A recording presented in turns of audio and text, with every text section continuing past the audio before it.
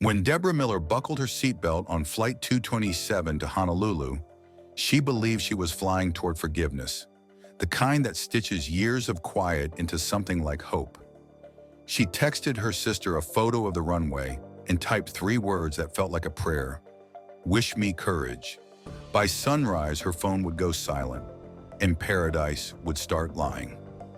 Welcome to True Crime Archives. Thanks to all my viewers and subscribers for your support. Stay tuned for daily true crime updates. Don't forget to subscribe. Deborah was 53, a retired school counselor from Baton Rouge with a porch light that never went off and a kettle that whistled at 6 a.m. sharp. Twice divorced, never cruel. She cleaned her garden, paid her bills, remembered names. But her nights were a quiet you could drown in.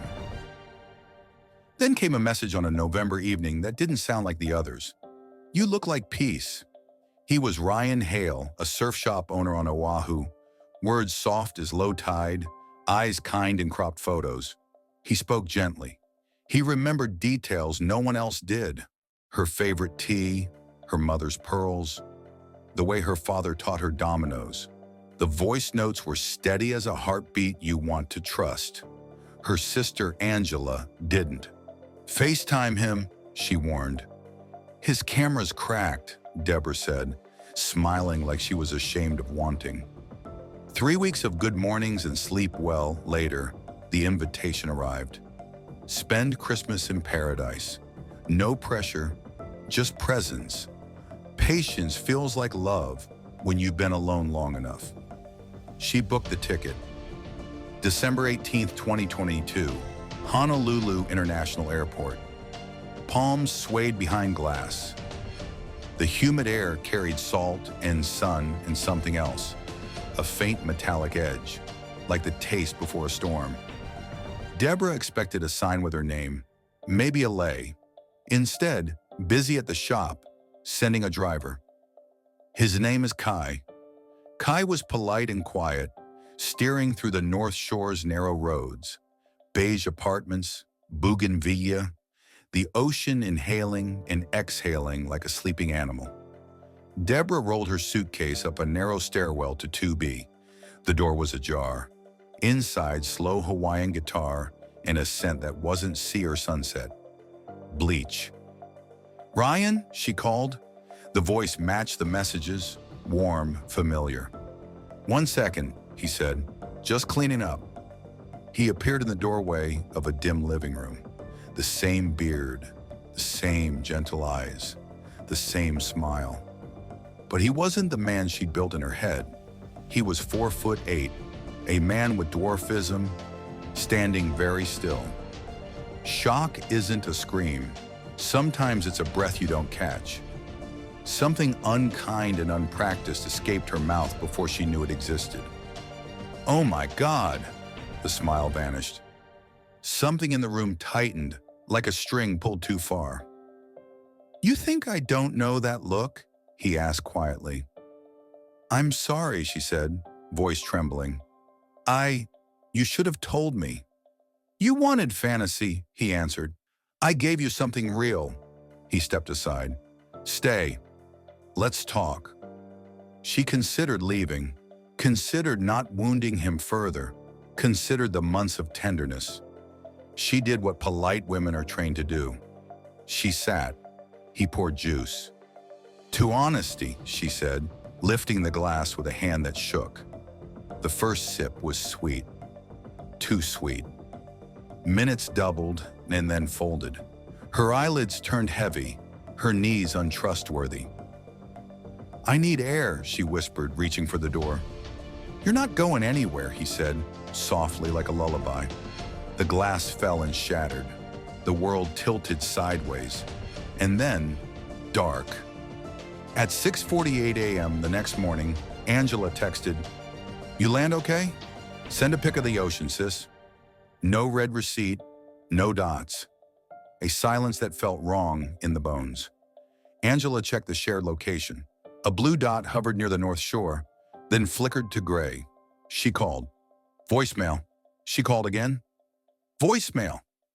By noon, she was on the phone with Detective Leilani Kaho of the Honolulu Police Department. Steady voice, sharp mind, not easily shaken.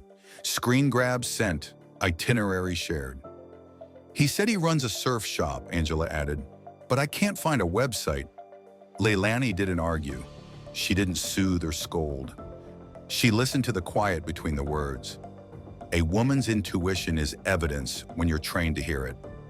Officers Morales and Pua knocked at 2B just after 2 p.m. The door opened to Ryan's careful smile. The apartment was tidy, too tidy, the way rooms get after someone erases a story and forgets the smudge. We had a disagreement, he said. She left early, forgot her suitcase. Over his shoulder, Pua clocked 3 things: a damp rug, a sharp chemical tang, and a hard-shell suitcase with a purple ribbon. Mind if we look around? Morales asked. I'd rather you didn't, Ryan said, voice still gentle. I know my rights. He did. So did Leilani. The warrant arrived at 4:12 p.m. The living room started talking.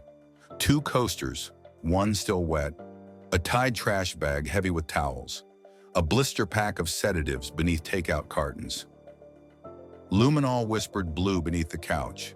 Not much, just enough. The kind of glow you get when panic scrubs fast and calls it clean. In the trash, a cut section of rug. On the coffee table, a short glass with a crescent of prints where lips had been. GCMS would later do what it always does, peel the lie from the liquid. Downstairs, the building's camera blinked an honest timeline. 9:12 p.m., Deborah enters rolling a suitcase. 9:42 p.m., Ryan exits with 2 black trash bags, eyes briefly lifting to the lens, as if to measure whether it could forgive him.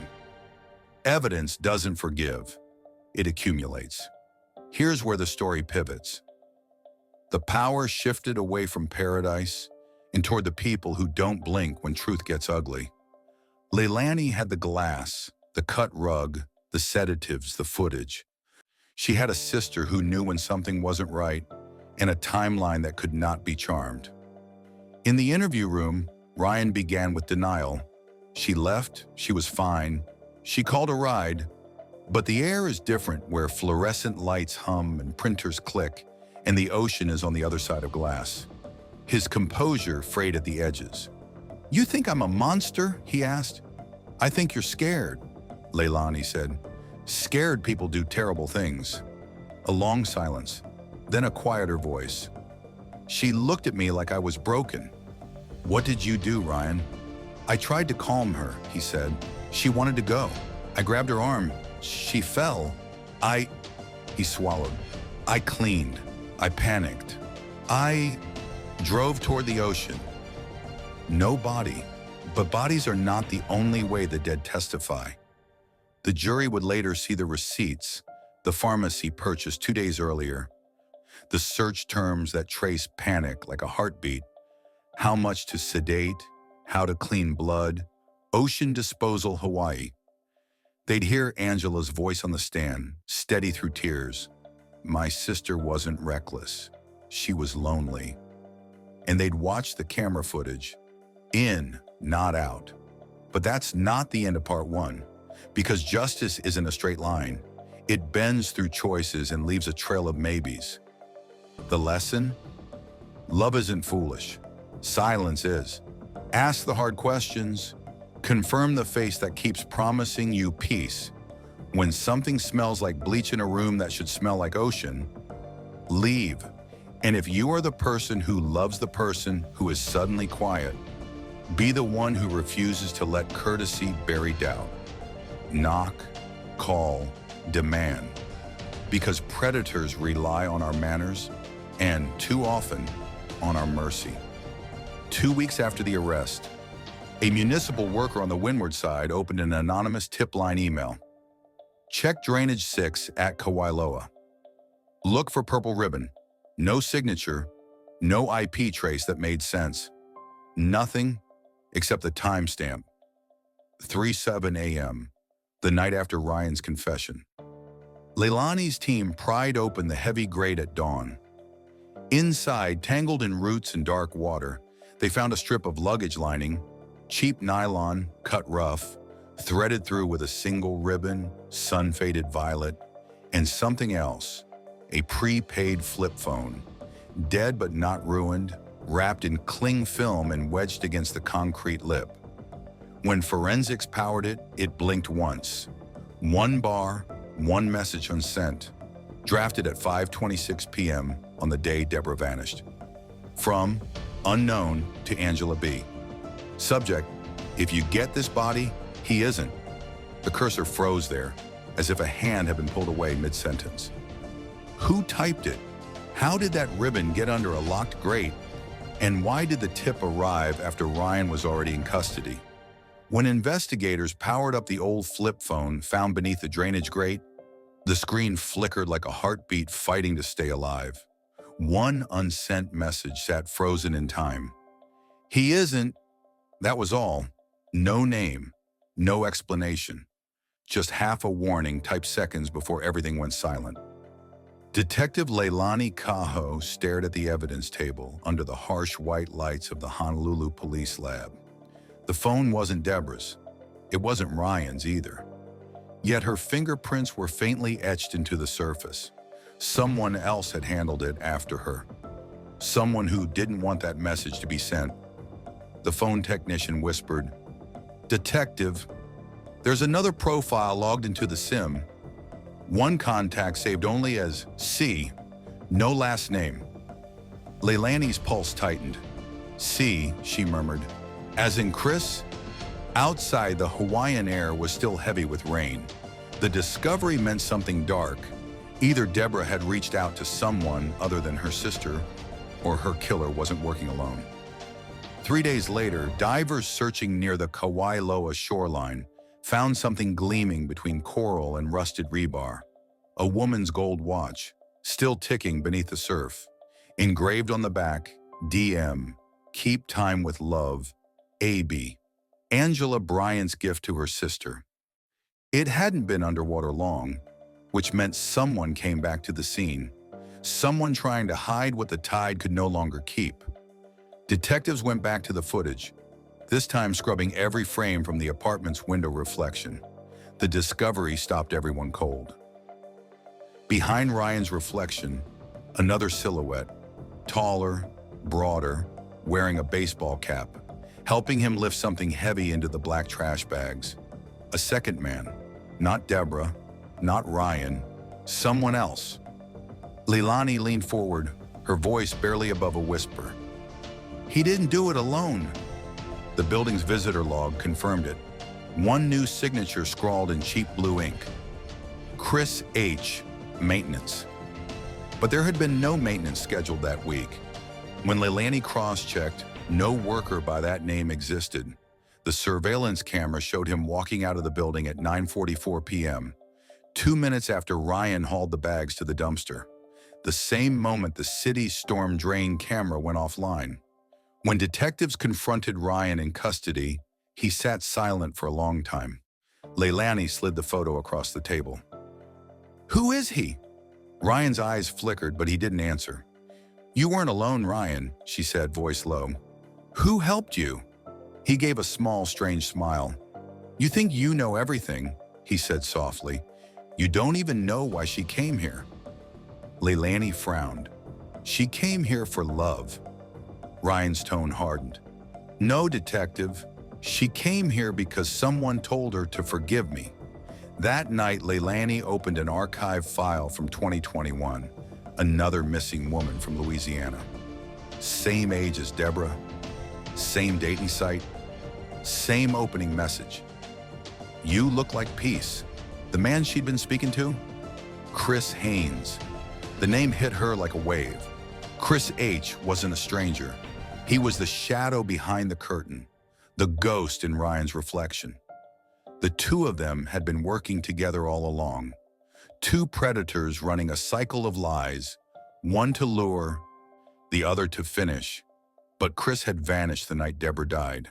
No cards, no phone pings, no cameras, as if the ocean had swallowed him whole. Then came the call. 3:07 a.m.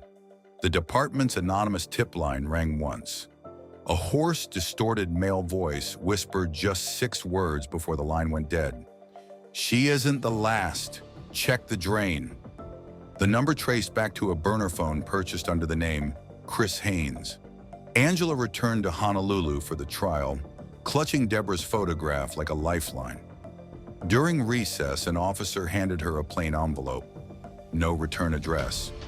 Inside, a single photo printed on thin paper, the North Shore cliffs at dusk.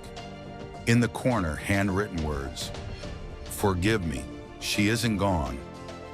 The ink was Deborah's. Angela dropped the photo, shaking. "How is that possible?" she whispered. That night, detectives reviewed newly surfaced toll booth footage taken the same evening Deborah disappeared. A dark pickup truck rolled past the camera. In the passenger seat, Ryan. In the driver's seat, another man matching Chris Haynes' description. The truck headed east toward the abandoned naval tunnels carved into the cliffs of Waialua. Tunnels that had been sealed for decades, or so everyone thought. Leilani stared at the still frame on the monitor, heart pounding. "They weren't burying her," she whispered. "They were keeping her." If Deborah really died that night, who sent the photo? Who called at 3:07 a.m.? And why did her handwriting appear weeks after her supposed death? Drop your comments below, because somewhere in those tunnels, beneath Hawaii's sunlit paradise, something is still breathing. Follow for part 2 because this fight isn't over yet.